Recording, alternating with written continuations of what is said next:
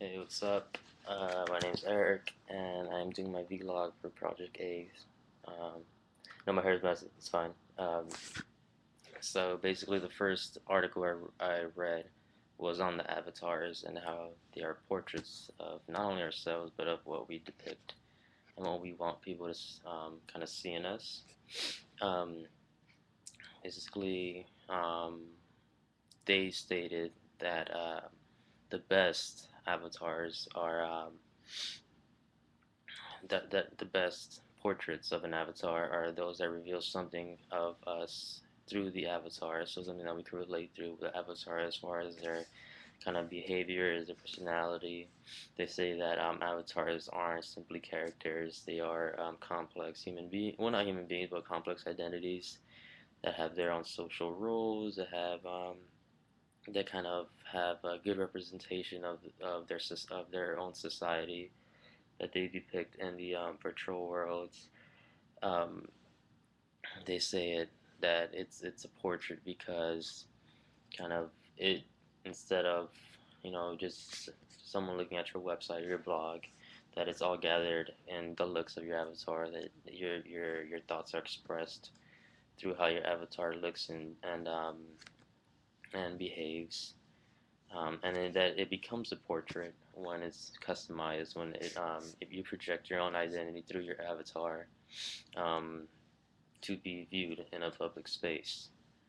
So to sum it up, I know that's kind of random and stuff. It's just it's a portrait because your avatar is kind of a projection of yourself or what you want the public to see about yourself. It's probably sometimes a more um, kind of a second, kind of like a second identity. When you have flaws, you kind of perfect those flaws in your avatar. You make them not have those flaws that you wish you didn't, I guess. Um, so I'm not sure if that all makes sense, although none of this makes sense. So then the second article I read, was about the hell.com and how they copied a bunch of work from there. So basically, what they did is hell.com had a preview or an exhibit that was offered throughout the weekend for 2 days, 48 hours, and it was viewable by only people that had their password. Um, so it was only for subscribers. And what they did is they copied everything from the exhibit and then reposted it on their website. And it took them like 26 hours or something of that sort, and to copy it all. So it wasn't really easy. And then they kind of just reposted it on their website, the 0111 whatever, as their own. And then basically what I think that they were saying by that is that nothing in the internet should be private. It should all be able to be kind of used, altered, and reused by everyone in the public, you, me, any artist. Kind of a good example I could think of is the YouTube copyrights, which I extremely hate. You can't put any type of background music on your video just because it violates the copyright, which is why a lot of videos have no sound whatsoever because they violate the copyrights, which is bullcrap because we should be able to use any music. It's not like we are commercializing our video or kind of. There's nothing wrong we are doing by using someone else's song in our video, in our home video, in our videos of us kind of just living life. So basically, I do agree with them in what they did. Um, they said that what a quote that they said is that they are not destroying the originality of the work. They're just only reusing it to express what the original artist might have missed at the first time. So it does make a lot of sense to me that and it does. I do strongly agree with what they're saying. Um, and then another thing, and then the third article I read was on oh sorry, and then on hacktivism. Really forgot about that. So yeah, and then a lot of people kind of said that they were involved in hacktivism because of what they did to Hell.com. But hacktivism is more of a political or social statement. It's like what they would like some to say like an environmentalist, whatever. someone that is involved with the environment, an environment activist, would kind of go to say like, what would they do? Say they would hack the stake page and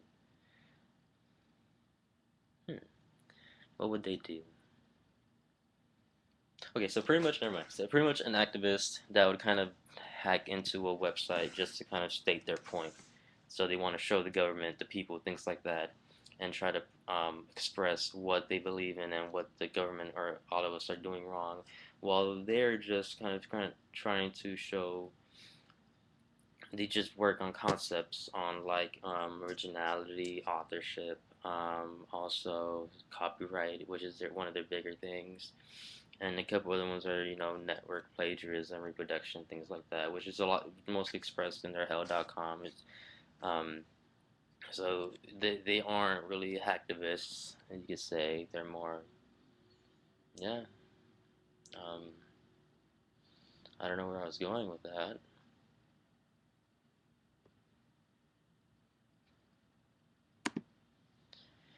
but yeah. So I kind of lost myself. Sorry. So then yeah, and then also for their Nike plats, which is the other article I read, I do agree with what they did, although it's kind of messed up the way they did it. But of course, nothing in life is fair.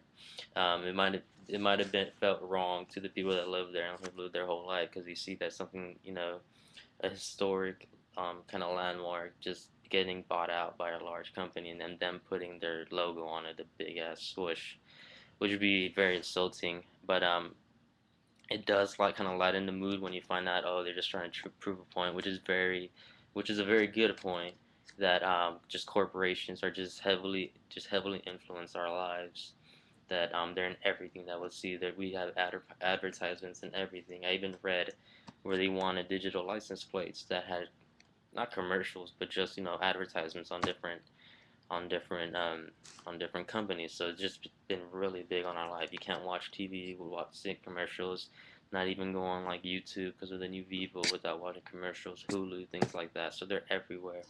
They're even in our magazines or in just, I mean, there's nowhere that you will not see a commercial. So that's what they're showing, that we shouldn't let corporate influence our decisions, our values. We shouldn't let them do anything of that sort. We should live our own life. We should make our own decisions, which is what I think they were saying in the when they did the Nike class, which is very important to all of us. Um, so yeah, that's pretty much it for the P8. Thank you.